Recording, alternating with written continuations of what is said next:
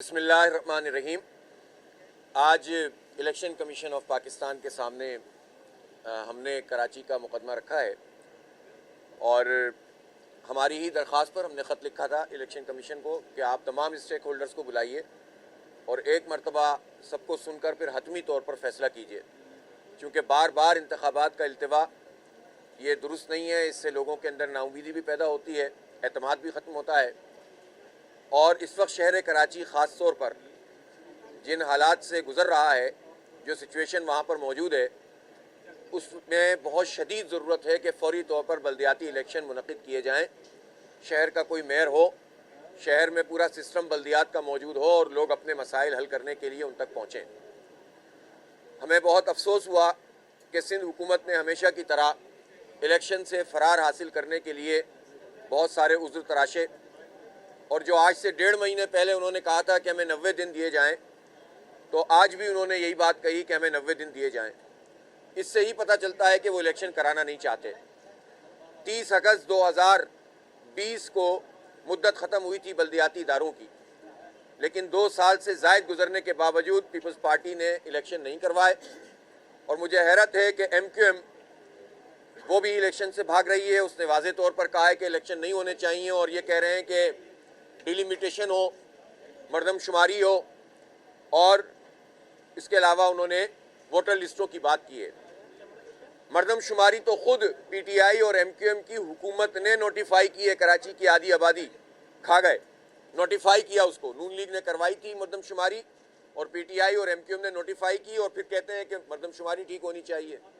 हल्का बंदियों पर इनको बेतहाशा मौका मिला, हमारी भी रिजर्वेशन है, लेकिन इसके बावजूद इन्होंने इस काम को नहीं करवाया। इसी तरह से तमाम वो चीज़ें जिनका ताल्लुक़ इलेक्शन की शफाफियत से, वो ठीक होनी चाहिए, लेकिन बहाना बनाकर इलेक्शन डिले नहीं हो सकता। आज हमने भरपूर तरीके से अपना मुकदमा रखा है।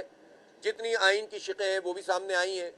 जो इलेक्शन एक्ट है 2017 का, उसके मुताबिक भी हमने बात की है कि इसमें अब ये इलेक्शन कमीशन का काम है कि वो इलेक्शन करवाए और अपना इख्तियार इस्तेमाल करे।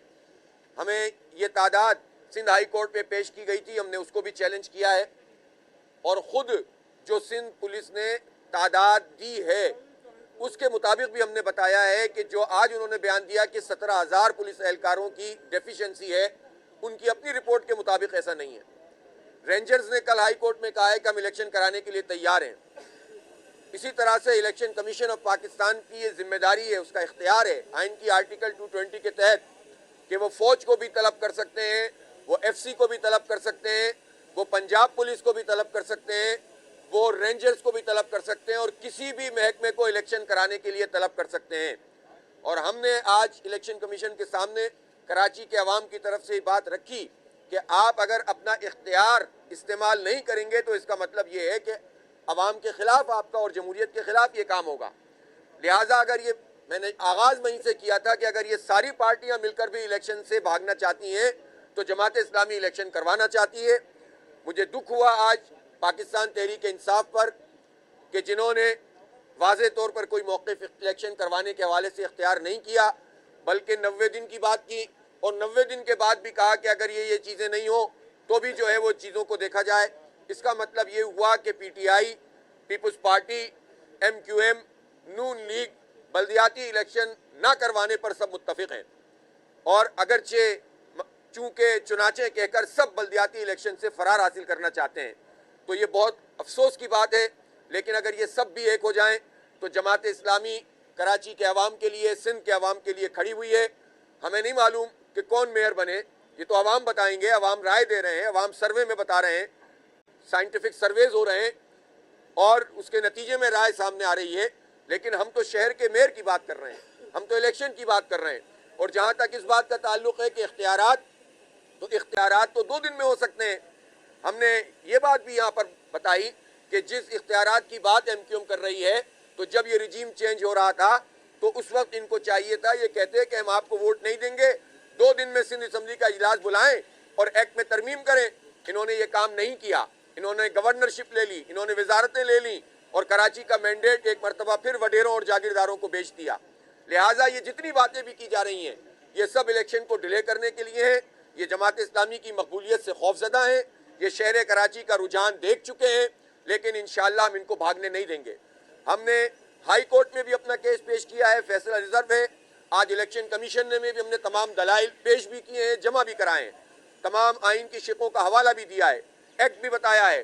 اور جو سندھ حکومت نے کہا کہ ہم سیکشن 34 کے تحت یہ بات کر رہے ہیں, اس کو تو خود الیکشن کمیشن نے کہہ دیا کہ آپ سندھ حکومت کا کوئی ایکٹ بھی الیکشن ایکٹ کو اوور رول نہیں کر سکتا. لہٰذا کوئی عذر نہیں ہے اب سوائے اس کے کہ الیکشن کا اناؤنسمنٹ کیا جائے اور ڈیٹ کو فکس کیا جائے اور یہ 90 دن کی کہانی ختم کی جائے اور فوری طور پر ایک ڈیٹ فکس ہو اور اس مرتبہ یقین دہانی کروائی جائے کہ اب ڈیٹ تبدیل نہیں کی جائے گی. تو انشاءاللہ تعالی الیکشن ہوگا اور شہر کراچی کے لوگ اپنا میئر بھی منتخب کریں گے, اپنے چیئرمین ٹاؤن کے اور اپنے یو سی کے چیئرمین اور کونسلر منتخب کریں گے.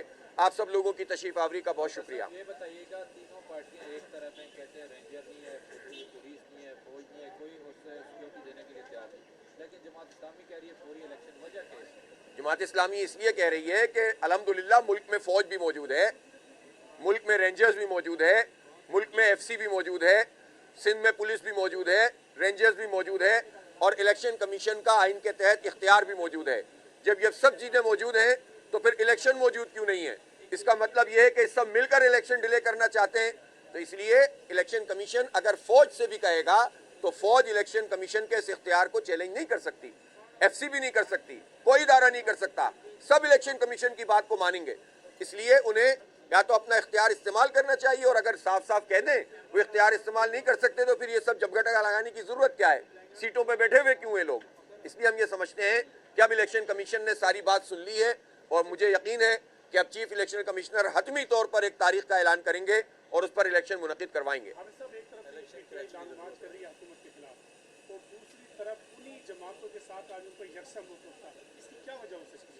سوری دوبارہ بتائیے گا. ایک طرف اس حکومت کے خلاف لانگ مارچ کر رہی ہے کہ یہ ظالم ہے, یہ ڈاکو ہیں, یہ چور ہیں, اور دوسری طرف الیکشن کے معاملے میں کراچی حیدرآباد کی کراچی میں انہی جماعتوں کے ساتھ یہ ٹھہری ہوئی ہے. بس مجھے افسوس ہوا آج یہ دیکھ کر.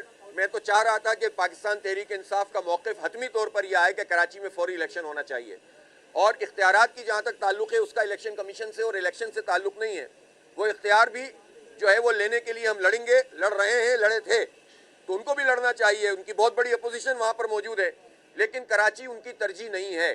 یہ بات واضح ہو گئی ہے کہ اتنا بھاری مینڈیٹ لینے کے باوجود پاکستان تحریک انصاف کی ترجیح کراچی اور کراچی کے عوام اور کراچی کی حالت زار نہیں ہے.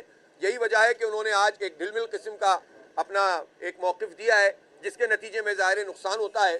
لیکن انشاءاللہ کوئی بھی نہیں کراچی کا مقدمہ لڑے گا. تو ہم لڑ رہے ہیں, ہم نے اس شہر کی خدمت کی ہے, ہم نے اس شہر کو تعمیر کیا ہے.